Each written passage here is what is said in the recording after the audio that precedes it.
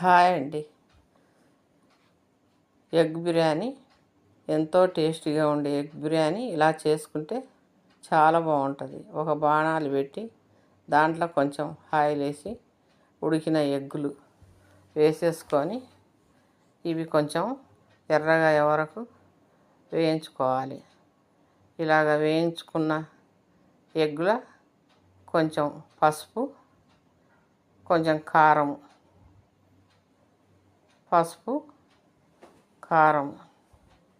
వేసుకొని ఇవి బాగా ఎర్రగా అయ్యే వరకు వేయించుకోవాలి. ఇవి బాగా వేయించుకుంటే ఎగ్ బిర్యానీ చాలా బాగుంటుంది. ఇది ఎంత బాగా ఎగితే అంత బాగుంటుంది. ఇవి వేయించుకునే ఎగ్గులు ఒక ప్లేట్లో తీసి పెట్టుకొని ఇవి మళ్ళీ వేరే బాండి పెట్టి ఒక 2 స్పూన్ల ఆయిల్ వేసి సన్నగా కట్ చేసి పెట్టుకున్న 2 ఉల్లిగడ్డలు వేసుకోవాలి. ఇవి కొంచెం ఏగనిచ్చి కొంచెం పసుపు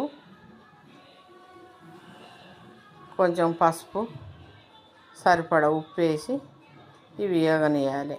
ఉప్పు పసుపు వేస్తే తొందరగా మగ్గి ఏగిపోతాయి. దీంట్లో అల్లం వెల్లిపాయ పేస్ట్ 1 స్పూను, బిర్యానీ ఆకు వేసి కొంచెం వేగనిచ్చి దీనికి సన్నగా కట్ చేసి పెట్టుకున్న టమాటాలు 2 వేసుకొని ఇవి కలిపి మూత పెట్టేసి ఇవి బాగా వేగనియాలి. వేగిన తర్వాత మూత తీసి చూస్తే కొంచెం ఆయిల్ తేలినట్టు ఉండాలండి.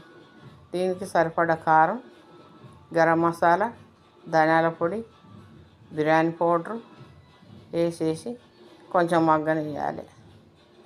ఇవి మగ్గిన తర్వాత 3 స్పూన్ల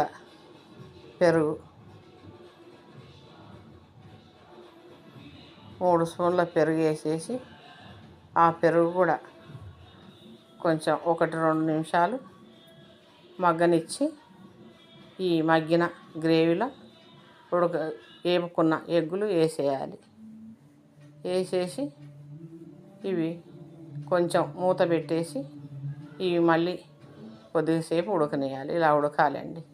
ఇలా ఉడికిన కూరను పక్కన పెట్టేసుకొని ఒక గిన్నె పెట్టి పొయ్యి మీద ఆ గిన్నెలో 2 స్పూన్ల ఆయిల్, 2 స్పూన్ల నెయ్యి వేసుకొని ఇది కాగిన తర్వాత బిర్యానీ ఆకు, మసాలా సామాను అన్నీ వేసేసుకోవాలండి. వేసుకొని సాజీరా వేసి ఇది కొంచెం వేగనియాలి. ఇది వేగిన తర్వాత 3.5 గ్లాసుల వాటర్, ఈ గ్లాసుతో ఒక 2 గ్లాసుల రైస్ పోసుకున్నానండి నేను. 3.5 గ్లాసులు వాటర్ పోసి సరిగ్గా సరిపోతుంది. ఇంకా ఎక్కువ కాదు, తక్కువ కాదు, కరెక్ట్గా సరిపోని పొడిగా వస్తుంది బిర్యానీ. ఈ సరిపోని ఉప్పు వేసుకొని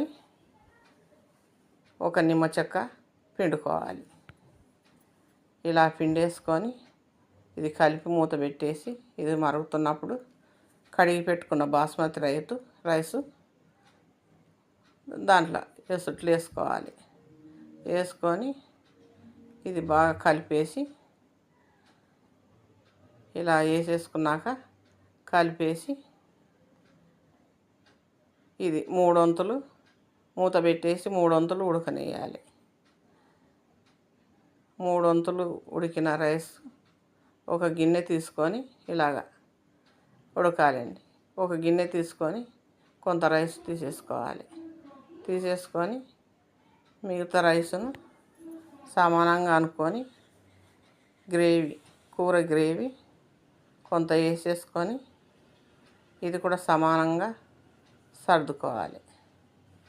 ఇది ఇలాగా సమానంగా సర్దుకొని దీని మీద వేయించుకున్న ఉల్లిగడ్డలు, సన్నగా కట్ చేసుకొని వేయించుకున్న ఉల్లిగడ్డలు వేసేసుకొని పచ్చిమిర్చి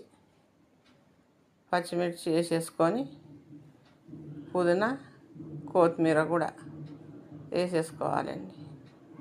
ఇలా వేసుకున్న దాని మీద మళ్ళీ ఉడకబెట్టిన రైసు మళ్ళీ ఒక లేయర్ వేసుకోవాలి.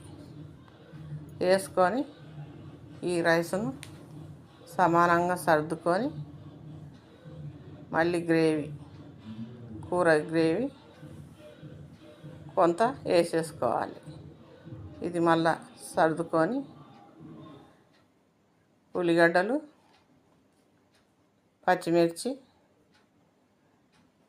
కొత్తిమీర, పుదీనా వేసేసుకోవాలి. ఇవన్నీ వేసేసుకొని మళ్ళీ మిగిలిన రైసు మొత్తం వేసేసుకొని ఆ మిగిలిన రైస్ మొత్తం వేసేసుకొని సర్దుకోవాలి. ఈ మిగిలిన రైస్ మీద ఇది మొత్తం వేసేసుకొని సర్దుకొని ఈ రైసుకు మిగిలిన గ్రేవీ,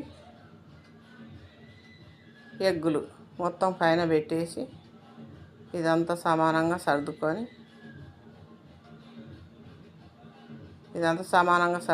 మూత పెట్టేసి గాలి పోకుండా మూత పెట్టేసి ఇది అరగంట సేపు సిమ్ములో పెట్టి అరగంట సేపు ఇవ్వాలండి. అరగంట తర్వాత మనం చెక్ చేసుకుంటే బిర్యానీ అయిపోయి ఉంటుంది. చాలా పొడి పొడిగా బాగా వస్తుంది. కలరు మీ ఇష్టం అండి. మీకు ఇష్టమైతే కలర్ వేసుకోండి, ఫుడ్ కలర్. లేదంటే మీ ఇష్టం, తీసేయండి. ఇలాగ పొయ్యి మీద పెట్టి మూత పెట్టేయాలి. మూత పెట్టేసి అరగంట తర్వాత మూత తీసేసి చూస్తే చాలా పొడి పొడిగా ఉంటుందండి అన్నం. చూడండి ఎంత పొడి పొడిగా అయిందో. ఈ అన్నం చాలా టేస్ట్గా ఉంటుంది. ఈ బిర్యానీ మీరు కూడా చేసుకోండి. మీకు నచ్చితే సబ్స్క్రైబ్ చేసి లైక్ చేయండి. చాలా బాగుంటుంది.